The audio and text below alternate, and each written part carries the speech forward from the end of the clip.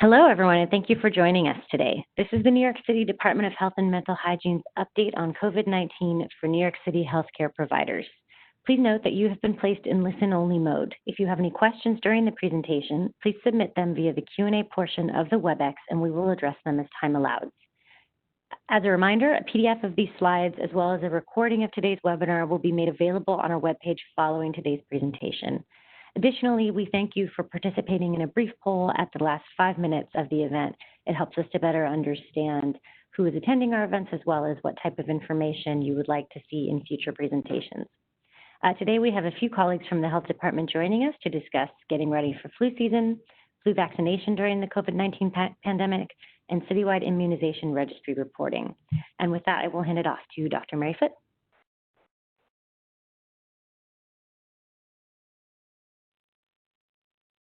Hi, thanks so much. So I am just showing the information for continuing medical education, and there will be, Allie, correct me, there will be a survey sent out to collect information of those participating to get credit. And you can finish that at the end. And we will go on to just a couple introduction slides about where are we now. So currently, we are at about 18 million cases and 693,000 deaths due to COVID-19 confirmed worldwide. The United States in July reported a record of 1.87 million cases. And on a good note, some vaccine candidates are in various stages of development, including the Moderna and the AstraZeneca vaccines, which are already initiating stage 3 trials, which is hopefully a positive sign. And we have indicators of we are watching closely indicators of virus circulation in New York City to gauge success of suppression measures and to also help guide potential next steps in reopening or potential mitigation measures if we start to see updates. So globally, we are,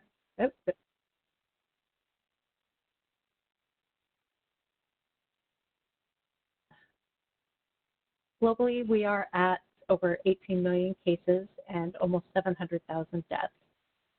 And in the US, we are almost up to 5 million cases, which accounts for about 26% of confirmed global cases, and we're at 158,000 deaths. That's about 23% of reported global deaths. And looking a little closer at New York City, we are now at a total case count, this is cumulative case count since the beginning of the pandemic, at about 222,000 cases. We've had over 56,000 hospitalizations and almost 19,000 confirmed deaths, in addition to 4.6 thousand probable deaths, and that's based off of death certificate vital statistics reports. And just the graphs on the right, I'm sure many of you are familiar with these by now, just show our epi curves for cases, hospitalizations, and deaths. And now I wanted to just start getting everybody thinking about getting ready for flu. This is a very exciting topic. So we'll have some more detailed guidance coming out in the next couple weeks, so stay tuned for that. We'll be putting out guidance for both emergency departments in particular and also for more of the outpatient-facing centers. So we'll start by framing the problem, talk about steps you can take to get ready, and then some evaluation and management considerations, and talk to you a little bit about what we at the health department are doing to prepare. So looking at just kind of our baseline respiratory viral season in the fall, each year the beginning, peak, and end of flu season can be different, but flu activity often starts in October and generally peaks in February in most seasons. And you'll see this map, this graph is looking at lab confirmed cases of flu A and B and also RSV, and you can see RSV, which is the green dotted line, tends to peak earlier than influenza. But also don't forget that we also have sometimes 2 separate peaks of influenza in a season, and that can often be a little late surge of flu B. Next slide. Okay. And this is just a nice infographic from the CDC looking at influenza cases, deaths, and hospitalizations from the last flu season. And keep in mind, this is compounded by COVID. So they estimate that there were about 410 to 748 hospitalizations for flu last season, and 24,000 to 62,000 deaths due to flu last year as well, or this last flu season as well. So just imagine that as we're talking about compounded on top of what we saw for COVID. Next slide. So this is really where we start getting into the tricky part. So we are expecting, just based on historical patterns of previous pandemics and also just what we know about coronavirus behavior, and the fact that people move more indoors, especially in the northern colder parts of the country. We are certainly expecting and planning for a potential second wave of COVID-19 this fall. And so, of course, along with other circulating respiratory viruses, we are expecting compounding strain on the healthcare system capacity. And of course, all of this is most very likely going to present even higher risks to our neighbors, Black and Brown communities that were also heavily impacted, disproportionately impacted by COVID. And so something we really need to be cognizant of in our planning and actions. Another big challenge, of course, is that there is a huge overlap in symptoms between flu, COVID, and other respiratory viruses. So when you have a patient presenting with kind of non-specific respiratory symptoms, it's going to be essentially impossible to know really what you're dealing with, and so you have to treat as COVID until proven otherwise. So that will certainly put a strain on PPE supplies and other things. And of course, COVID testing challenges still persist. We are seeing continued long turnaround times often, and we are also having still some supply issues with reagents and other testing supplies that are really important to make sure that we have a good testing infrastructure in place that actually is actionable. And, really, I think one thing that's a really big concern is we just don't know what the impact of a dual respiratory infection on top of COVID will really means, if that's going to have a compounding impact. And we also don't know, we do know that patients that have recovered from COVID-19 can have persisting respiratory issues and kind of prolonged recovery. So we can expect that there could be a risk for even more severe respiratory infection outcomes in these patients that are already sort of more vulnerable at baseline. So again, all of this could lead to exacerbation of shortages of PPE and other essential supplies, since we're still seeing a fairly unstable and tenuous supply chain. Next slide. So how do you get ready? So really, this is stuff that you should be doing now if you haven't already started. Convene your planning team. A lot of you probably already have that set up as you were planning for COVID, so time to bring the band back together and really take a look at your flu and COVID plans, and very importantly, incorporate lessons learned from the first wave. And especially, we know a lot of primary care and outpatient practices were closed for operations in the first wave for various reasons, due to shortages of PPE, staff, lack of testing capabilities, et cetera. And so what are the lessons learned from that will keep you operating better in a second wave? And you need to also be thinking about, or think about now, how you're going to optimize flu vaccination uptake by both your staff and your patients. And start looking at your testing options. If you have one particular lab that you work with, it would be good to take a look at other backup labs in case you're having issues with turnaround time with one. Also start thinking about, we'll talk a little bit about some of the combination tests that are coming out. So, start thinking about that now. What lab might be offering that that you can utilize in your assessment.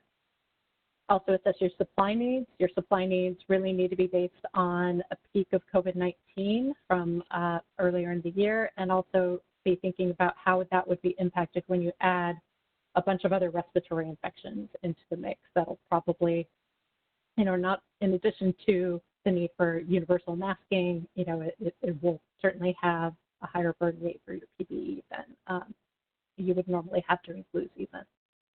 And again, it's really important now to be proactive in starting your patient communications early to help promote, again, influenza vaccine uptake, instructing them on when they should be seeking care to make sure that we don't have people staying home out of fear when they really should be seen. Really make sure that people set up, especially high-risk patients, are set up to utilize telehealth options if needed, and make sure that they understand what precautions that they need to protect themselves during flu season. Next slide.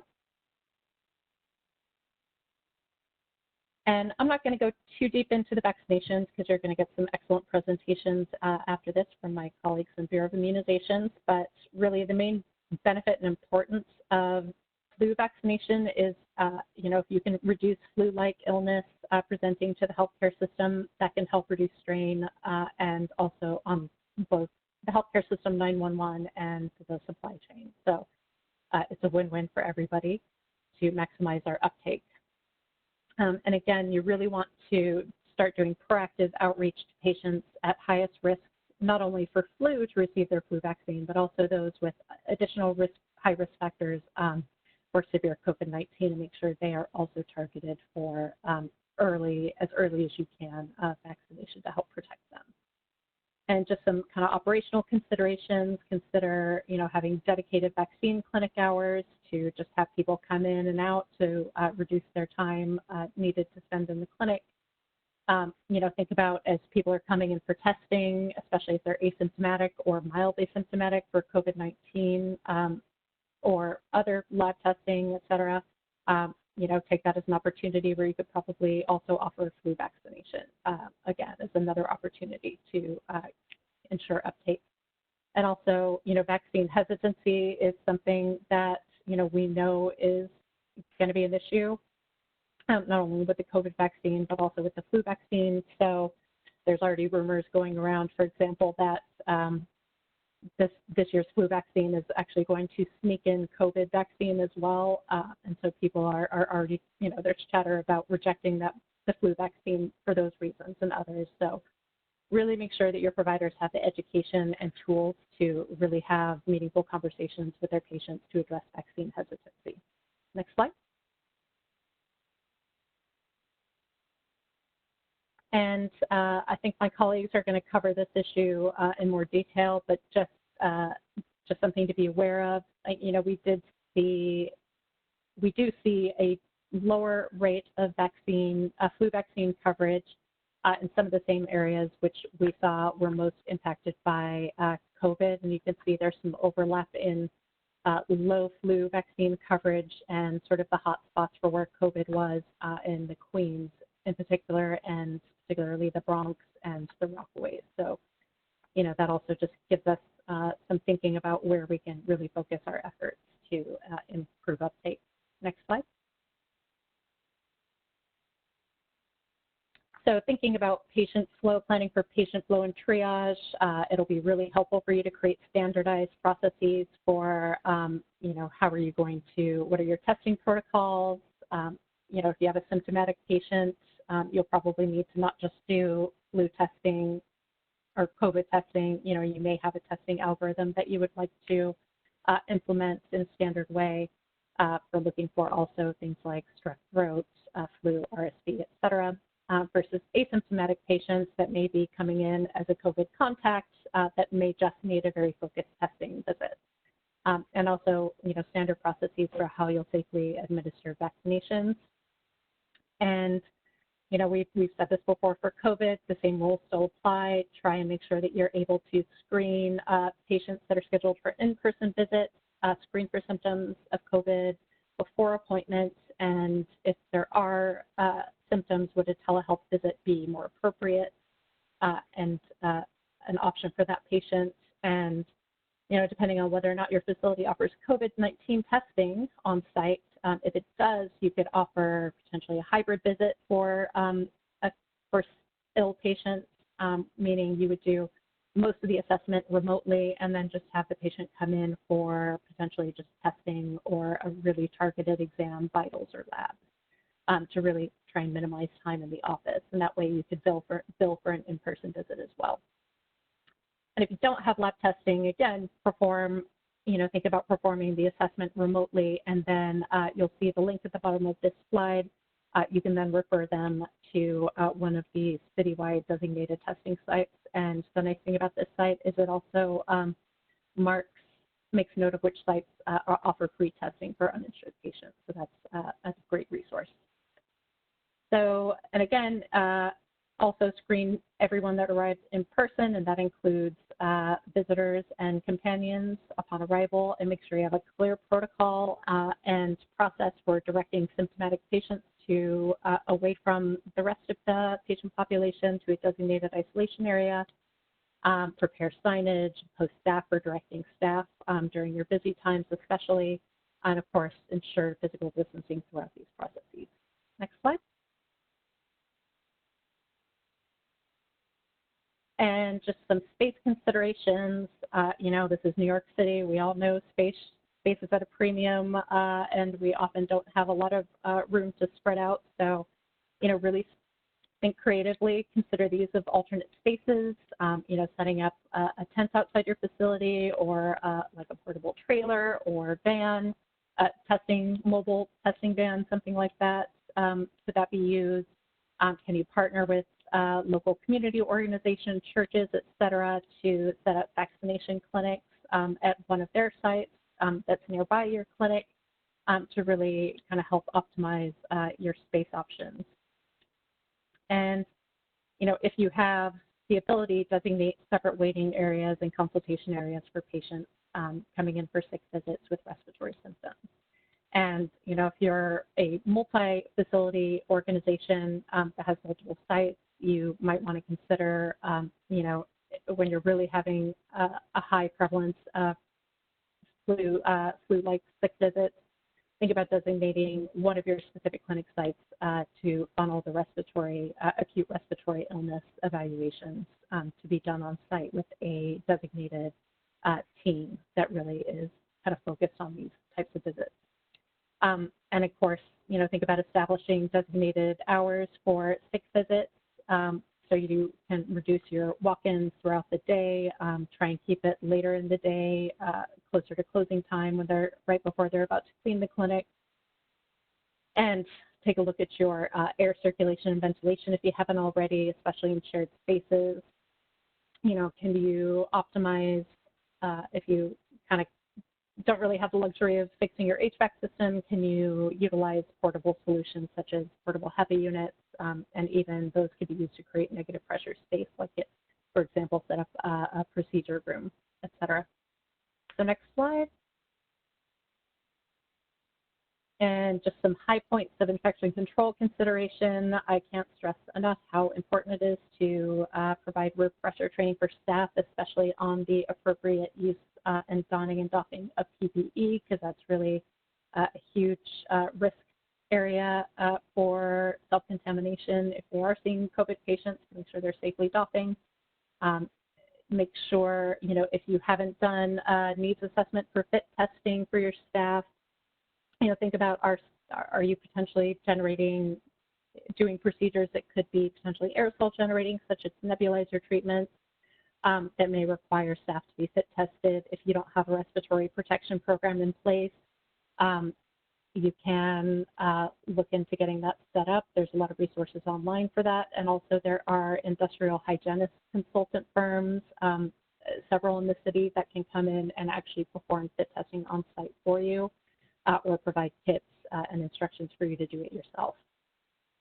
And then, of course, just really important to make sure that you're maintaining universal source control. Everybody, whoever they are within the facility over 2 years old, especially need to have some sort of face covering and ideally medical face masks, definitely for staff. And if you have the supplies, allow also for visitors, but at least have patients wearing face coverings at the very least.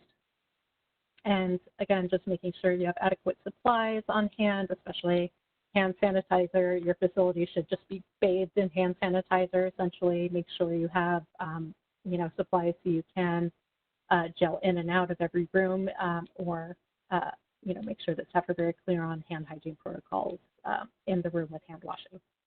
And just want to reiterate, and this is really an important message and instruction for workforce protection, making sure, you can reduce the chance of sick leave for your staff. PPE should include face masks and eye protection for all clinical encounters. And that'll protect them not just against COVID, but also all other sorts of viral respiratory viruses that could lead them to have to furlough. Next slide.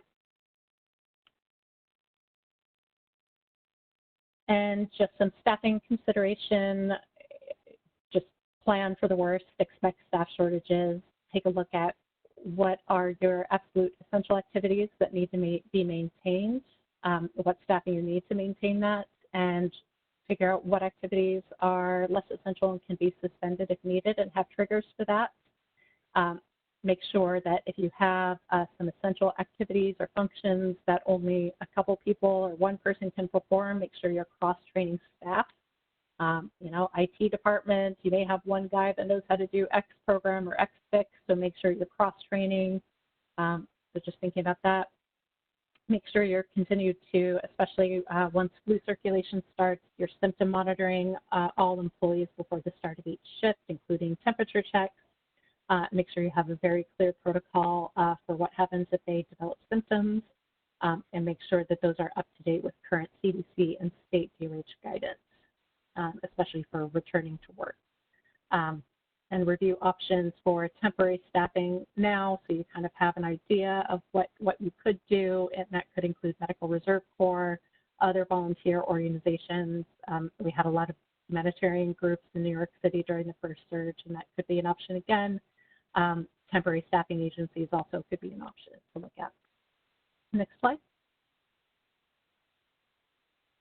And testing considerations, you will hopefully hear more about this in our next presentation, but just to get to whet the appetite, we have, as we all know, due to a huge, massive kind of upturn in our amount of testing that we're doing nationally, there have been strain on our testing capacity with delays in turnaround times. So really think about testing stewardship. Do we need to start prioritizing for highest risk patients? But, like every test, you really should be asking yourself, how will this result change my management? And especially, when things are in shortage or strained. And testing options, so there are some kind of on-site testing options, such as the antigens, rapid antigen test, and then there's a kind of fast, but maybe not necessarily on-site SARS-CoV-2 PCR test, like the Abbott, ID Now, et cetera. And coming down the pipeline are combined tests. The FDA has issued an emergency use authorization for 2 multiplex tests, the QIAGEN and BioFire, that will include SARS-CoV-2 in their respiratory viral panels. In addition, the CDC is coming out with a flu A, B, and SARS-CoV-2 tests, and I know also CITYWIDE is planning on changing their cartridges, their flu RSV cartridges, to also include SARS-CoV-2 this season, although that has not received the EUA yet from the FDA, but I'm sure there's many others coming down the pipeline. And then other, just think about what other rapid tests you should have on site if possible, such as strep A, flu, and RSV to help with your kind of streamlined evaluations. And I think it's also just important to note that influenza diagnosis does not necessarily rule out COVID-19. So we know from previous studies that during viral respiratory season that co-infections with SARS-CoV-2 and other viruses, well documented. We've seen numbers of up to 20% co-infections in some studies. So if your suspicion for COVID is high and you can't rule it out right away, even if you have another diagnosis, treat as COVID while awaiting test results, and ensure that the patient is isolated and able to do so safely. Next slide. And outpatient management considerations, again, along with your kind of testing and triage algorithms, make sure you have management algorithms for your staff that are standardized, that can quickly help them assess risk and symptom severity and how those higher risks should be managed. That's going to be different for every facility based on your testing capabilities. So, really start working on that and thinking through how you're going to do that. Also think about treatment options. So we don't have treatment for COVID. You may want to introduce empiric treatment for flu if there is a possibility of that to, again, help reduce bad outcomes. And really think about, especially for your high-risk patients or those with severe symptoms that don't necessarily need to go to the emergency department, but you're worried about them, they may be a little tenuous. What is the structure that you're going to set up to make sure that these patients are monitored and getting regular check-ins through at least the kind of highest risk course of their illness in the first week or two? And, also think about what supply needs the patient might need, especially for these kind of high-risk patients that could or will be monitored at home. How can you get them pulse oximeters or home oxygen if they need it? And also, treatment empiric for flu or other symptomatic treatment for respiratory viruses. We have a new kit in town for flu, oral baloxavir, which is the one-dose treatment option. So just something else to consider in our arsenal. And, again, as we said, ensure that the patient, if needed, has the ability to isolate safely, including social support needs. And our New York City Test and Trace program has a lot of support services that can be offered. So please, if you are not familiar with that yet, please go to that website and take a look. That also includes free hoteling options for patients that can isolate safely at home. Next slide. And just to give you an update, what's the DOH doing? Everything, we're trying to incorporate the lessons learned from wave one and really take an equity-centered approach. We'll be coming out with some healthcare guidance soon, increasing access to rapid SARS-CoV testing and support services, which you'll hear more about next week. And the same thing you'll hear next about vaccine influenza efforts, planning for COVID vaccine rollouts. We're also supporting planning for a potential healthcare surge and planning for PPE and ventilator stockpiles, et cetera. So next slide. And I hate to end on a gloom and doom note, so I try and give a little bit of a dose of optimism. But I just wanted to share some data. We've been looking really closely at what's going on in the Southern Hemisphere, which is now currently in the midst of flu season. And we have seen encouraging signs, in Latin America, also Australia, that, due to social distancing measures, travel restrictions, et cetera, we've actually seen a really significant decline in flu cases from normal years. So you can see this is Chile's epi curve here on the right. So in red, that's their kind of current season's epi curve. So, so as always, we have to hope for the best, but plan for the worst. But, here's the high note that we can end on. So I'm going to now turn it over to my esteemed colleague. Next slide. And here's some resources, and turn it over to Dr. Graham for conversations about flu vaccines. Thank you. Great. Thanks so much, Dr. Foote. So today I'll be presenting on flu vaccination during the COVID-19 pandemic. Next slide. So I just wanted to start by highlighting that during the pandemic, there's been substantial disruption to outpatient medical care and a significant decrease in adult vaccinations. So pre-pandemic, the number of vaccinations administered in 2020, and this is shown by the red bars, was actually higher than what was given at the same time in 2019, shown by the blue bars, and this was largely driven by flu vaccination. However, after the New York State on Pause executive order, we saw a sizable drop-off.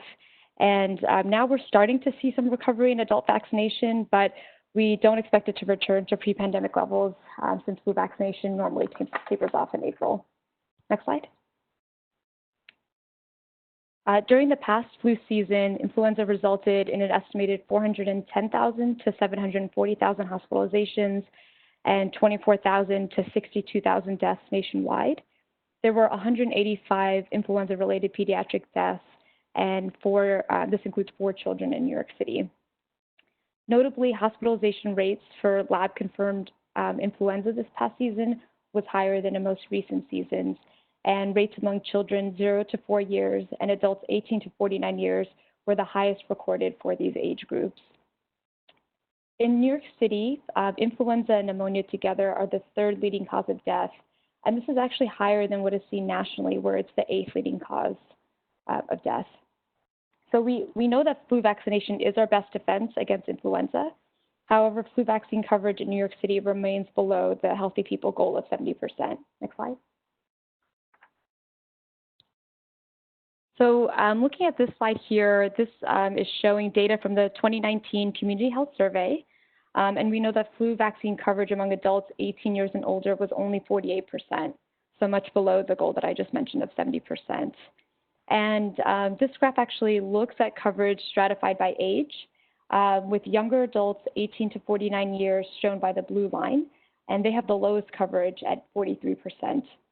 This is followed by adults 50 to 65 years, shown by the orange line, and they have a coverage of 49%. And finally, only adults 65 years and older, shown by the gray line, are approaching the healthy people goal of 68%.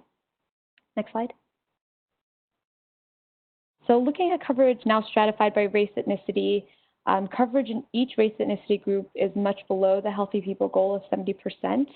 But I do want to note that Black New Yorkers 18 years and older have significantly lower coverage at just below 43%, compared with white New Yorkers at just under 51%, Hispanic New Yorkers at 49%, and Asian New Yorkers at almost 49%. Next slide. This graph looks specifically at flu vaccine coverage among adults 65 years and older, and it's again stratified by race ethnicity. It also includes data from both the 2018 Community Health Survey, those are the blue bars, and 2019 Community Health Survey, the orange bars. So for focusing first on the 2018 data, so just the blue bars for now, we see similar disparities in flu vaccine coverage that we saw among all adults 18 and older. So Black New Yorkers 65 years and older have significantly lower coverage at 50% compared with white, Hispanic, and Asian New Yorkers.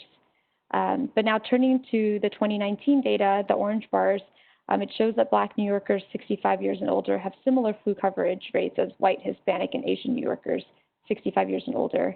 And so we'll be following the increase in coverage among older Black New Yorkers to see if this is something that persists. Next slide. Healthcare providers should use every opportunity during the flu vaccination season to recommend and administer flu vaccine to all persons 6 months and older, especially those at high risk for influenza complications.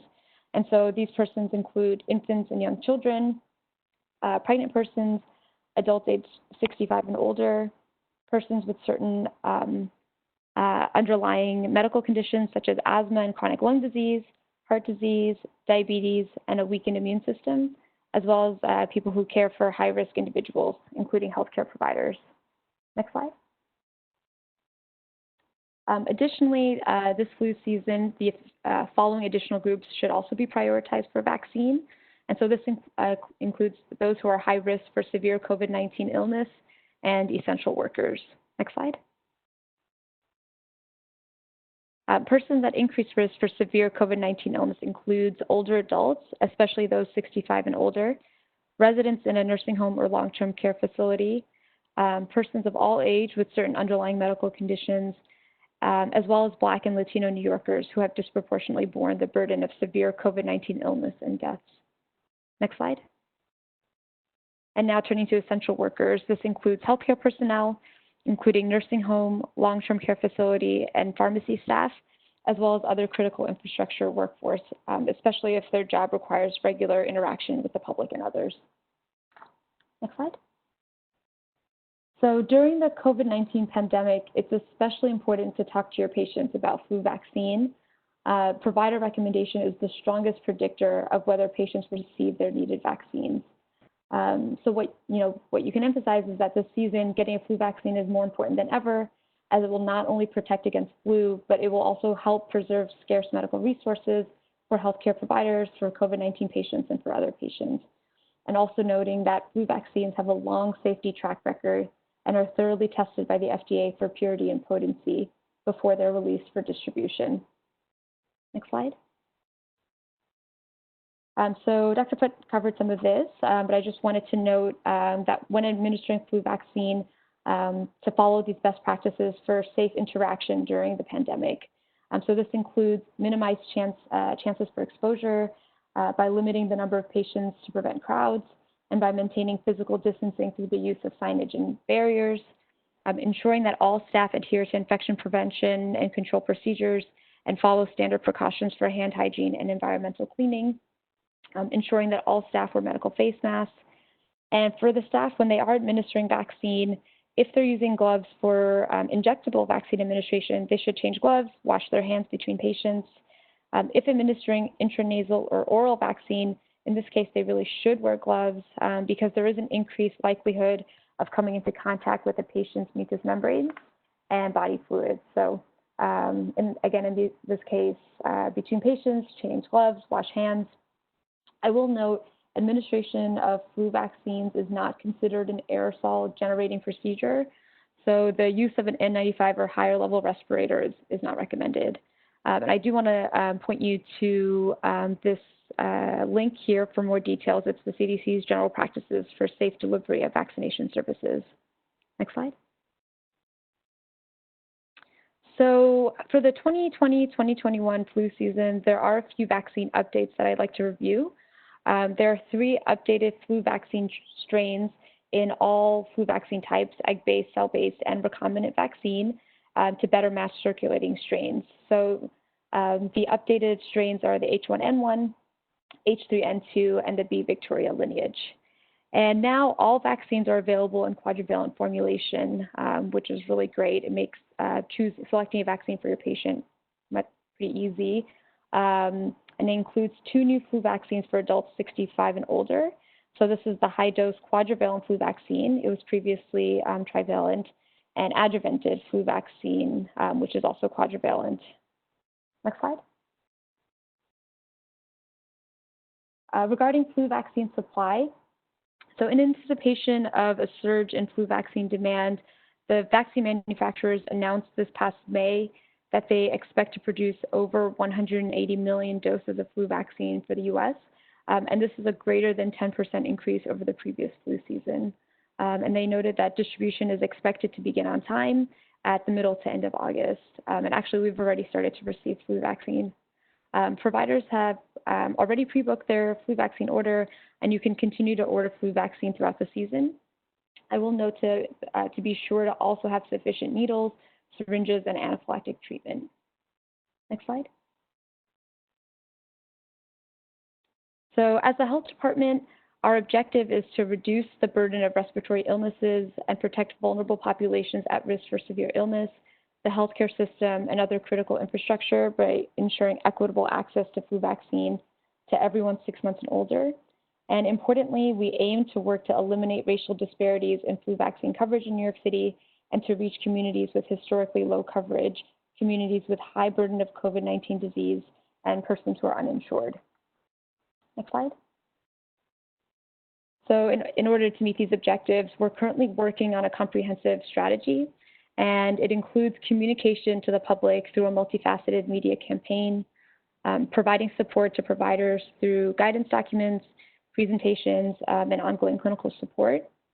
And a large part of our efforts right now are going to be directed towards increasing access to vaccination services throughout the city. And so the health department is working to support and supplement the existing healthcare and public health infrastructure. We're planning to support healthcare facilities in hosting vaccination events for their communities. and we'll be deploying community vaccinators or host pods if needed in settings where there may be poor access to vaccination services. And so with that, I'll turn to my colleague, Shirley Huey, who's going to provide an overview on reporting immunizations to the Citywide Immunization Registry. Hi, thank you. Today I'll be talking about reporting adult vaccine doses administered to the CIR, Citywide Immunization Registry, which I'll refer to as the CIR. Next slide. The current expectations are that providers who are interested in ordering COVID-19 vaccine when they become available will be signing through the CIR provider agreement electronically, as well as placing orders and reporting all doses administered to the CIR. At this point in time, providers and facilities should begin the CIR enrollment process now if they haven't already done so. And if they've already enrolled in the CIR, for example, you may be a site that serves both pediatric and adult populations, but you're currently only reporting pediatric doses, then your facility or practice will need to put processes in place to report all adult doses of vaccines administered now. Next slide, please. A bit of background. The Citywide Immunization Registry is New York City's immunization information system and is a database consisting of patient immunization records submitted by New York City healthcare providers.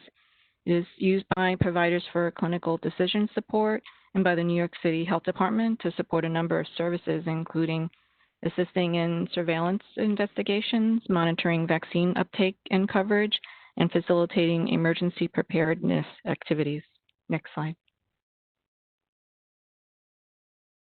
Currently, the reporting requirements in New York varies between the pediatric and adult populations. For children, New York State Public Health Law and New York City Health Code require all providers to report all immunizations administered to the CIR.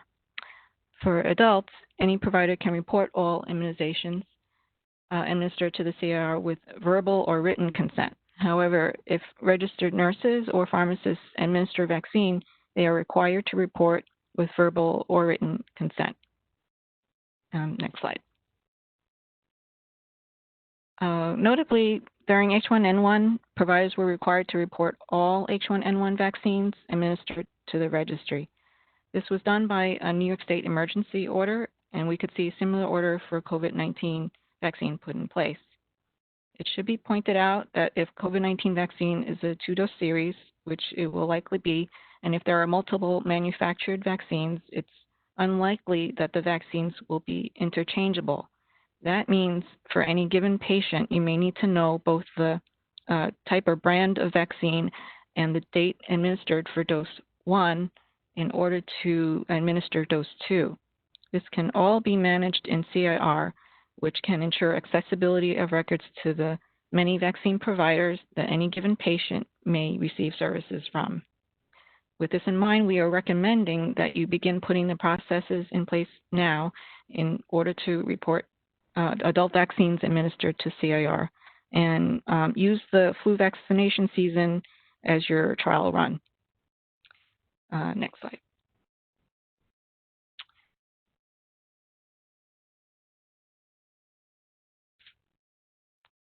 There are several benefits to the CIR which I'd like to highlight here. The decision support that calculates vaccine types, age requirements, and intervals help determine for each patient which immunizations are due next and when. With the decision support, patients receive only the vaccines they need and are less likely to miss opportunities for vaccination. The CIR consolidates immunizations across providers, and if your practice is connected to the CIR, you can see other immunizations given to your patient at other facilities and import their immunizations to your own system, allowing you to increase your documented immunization coverage rates in your practice that can lead to higher compliance with quality improvement initiatives. The CIR also offers tools to recall patients for immunizations past due, and we also allow patients and providers to print official copies of immunization records. Next slide, please. Okay, so this slide is adult doses reported to the CIR. This graph shows increasing reporting of adult vaccines reported to the CIR by pharmacies and non-pharmacies. As you can see, in 2019, over 1 million vaccine doses administered to adults were reported to the CIR. Each year it's increasing, and we hope to increase it even more. Next slide.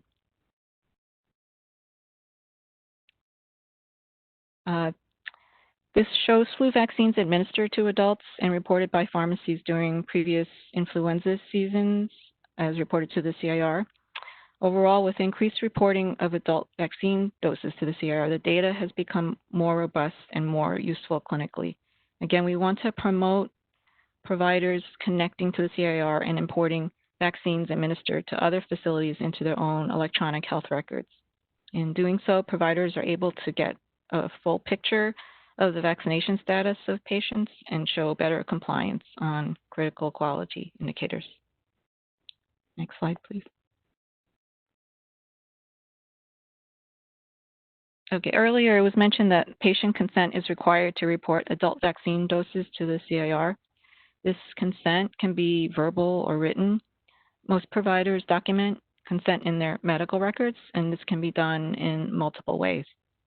We recommend rolling CIR consent into other consent processes.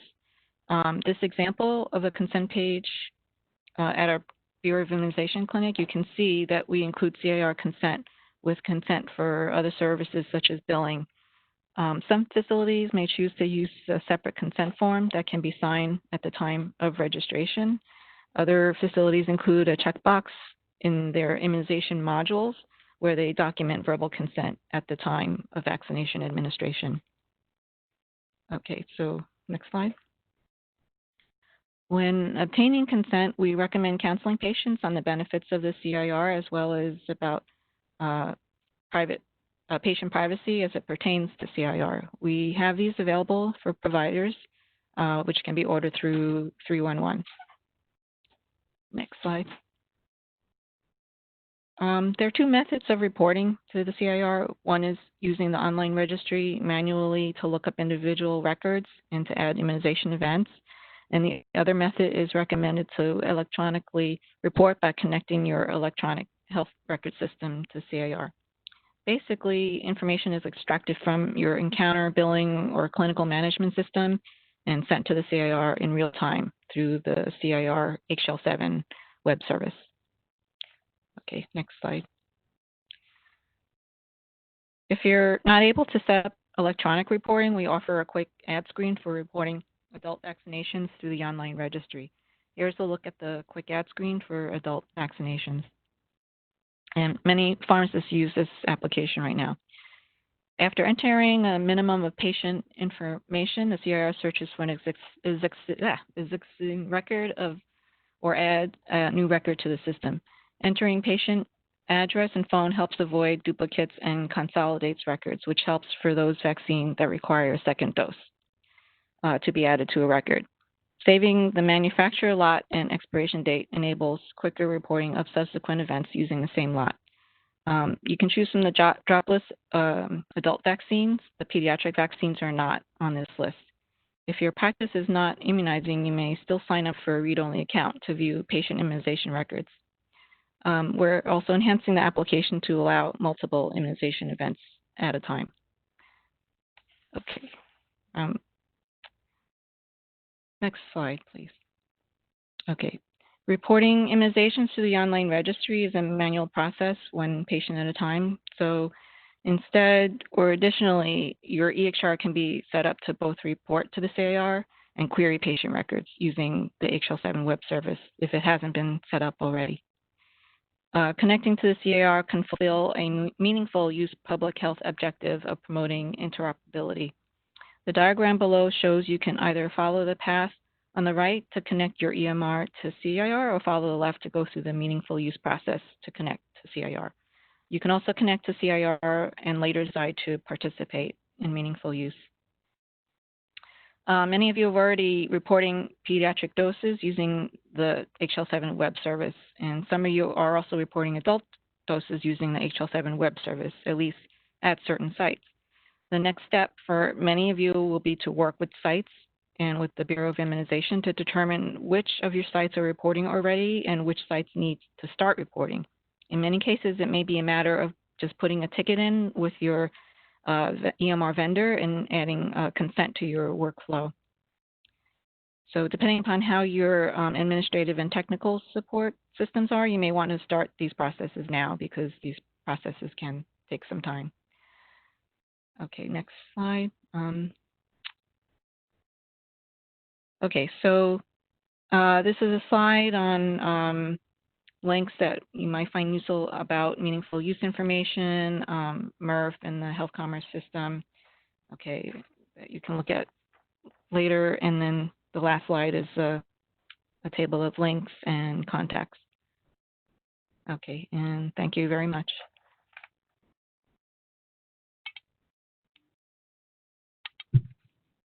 Thank you very much to all of our presenters. We do have about 10 minutes left for questions, so I'm going to turn it over to Dr. Ray to facilitate those, and I will also be initiating the poll that I mentioned at the beginning of the event, so we appreciate your feedback on that poll if you're able. Hi, everyone. I'm Dr. Ray, and I think our first question is for Dr. Graham, which is, will the city be offering COVID-19 vaccines for free? Will it be part of the adult and pediatric vaccine program? Oh, that's a really good question. Unfortunately, I don't have the answer to that right now. I think we're still waiting to hear from CDC exactly how COVID vaccine will be distributed, whether it'll be done centrally or more locally. So that information will be forthcoming, and I think that there may be a webinar down the line that may be addressing this exact question. All right, great. And we did have a follow-up question in the chat box, which I think will be the same answer, but this is about pharmacies distributing COVID vaccines versus providers, and I assume that's the same answer. Yeah, so that's a great question. And, you know, like we had that very severe flu season in 2017, 2018, where there was an executive order that authorized pharmacists to administer flu vaccine to children. You know, I'm not sure if that's something that will happen again for COVID vaccine as far as authorizing pharmacists. So that's something that we're also kind of eagerly waiting to see what happens. Thanks. And I know you mentioned a little bit about this, but are there resources for providers who are trying to obtain flu vaccine and maybe haven't done that in the past or haven't done it at scale in the past? You cut out a little bit, Dee Dee. Did you say trying to obtain flu vaccine? Yeah. If there is in anticipation of maybe more demand for flu vaccine. Sure. Yeah, so, you know, one of my slides reviewed how vaccine manufacturers actually have a greater than 10% increase in the flu vaccine that they're planning to supply this season. So I would say first and foremost, start with reaching out to the vaccine manufacturers and see what you can do as far as meeting any potential increase in demand. And then for the VFC vaccine providers, they should, you know, anticipate and expect to have as much flu vaccine as they would need. But I would say first start with the flu vaccine manufacturers. Thank you so much. And just as a reminder to everyone, the slides and a recording of this presentation will be available on our website under the provider section. All right, so Dr. Foote, can you just walk us through your thought process or an example of how you'd approach a patient that comes in or contacts you with flu-like symptoms this fall? Yeah, thank you. And, you know, unfortunately, it's hard to give a perfect answer for this because every clinic's going to be different in terms of kind of what your space allows and what your telehealth and testing capacity is. But, you know, ideally, if you identify a patient that either calls in with acute signs of symptoms of acute respiratory illness, or you identify it on screening previous to their appointment, then, you know, again, like I said, ideally you would want to try and optimize remote assessment options, you know, if the patient is determined to be stable.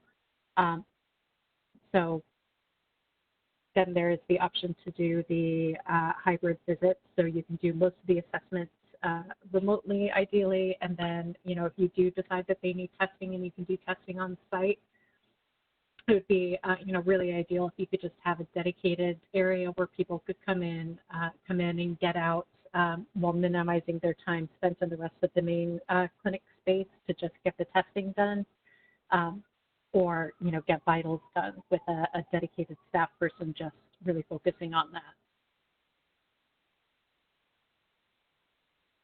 Great, thank you. But if you have in person, somebody shows up at the door, and in person, again, that's very dependent on what your physical space of your clinic looks like. But ideally, you would have a way to a kind of pathway set up, a system set up where you have an identified isolation area that's quick to get to, that minimizes patient walking through the rest of the clinic, to try and minimize contact. To do your initial assessment. That's it. Thank you, Dr. Foote. And then I think this question is a little bit, this is a little bit of a tough one, so I'm going to open it up to everybody, to all of our panelists. But all of our reopening guidance is linked to a lot of capacity numbers and numbers, for example, of COVID tests. Or COVID cases. And so in terms of differentiating the flu from COVID, how are we going to do that for public health planning?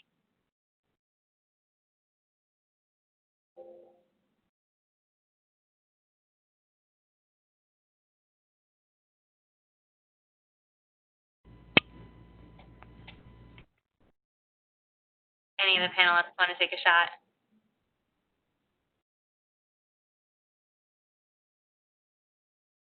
Do you mean? All right.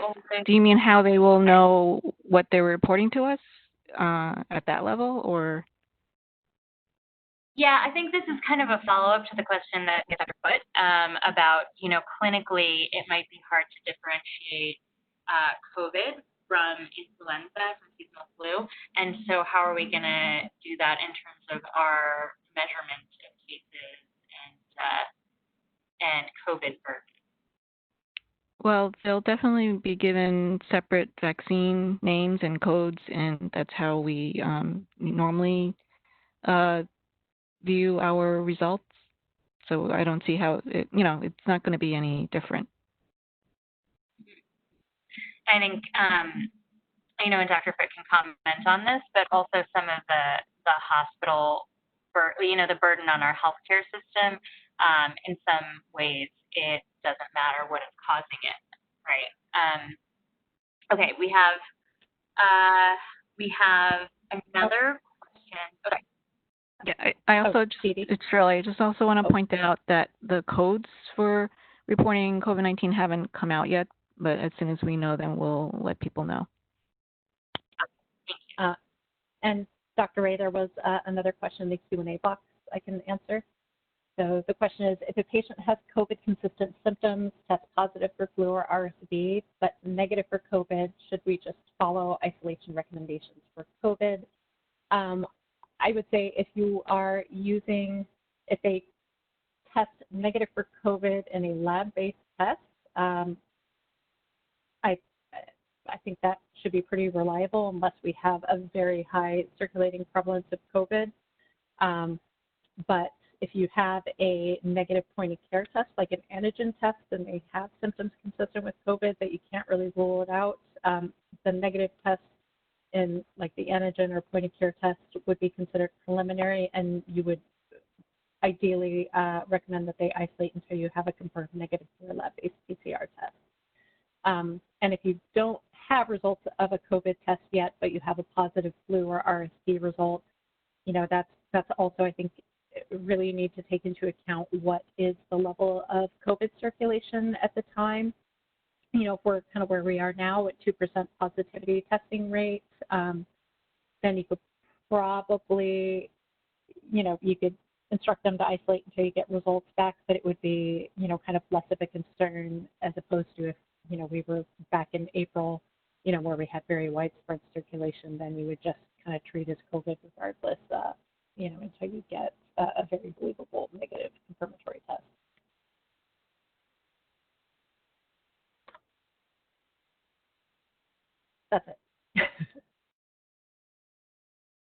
Great. Thank you, Dr. Foote and Dr. Ray, and to all of our panelists for your presentations. It looks like we're right at 2 o'clock, so just one final reminder to our participants that you can find these slides in the recording on our website, likely by tomorrow afternoon, on the provider page, which is linked here at the top of this slide. And we are also offering CME credits for providers through New York City Health and Hospitals for participation in this webinar. So we will be sending out a survey via email if you are interested and eligible for that. And we thank you again for joining us today. Our next webinar is scheduled in 2 weeks on August 21st from 1 to 2 p.m. And we will be updating our website with that information as well as emailing it to you in the interim. Thank you.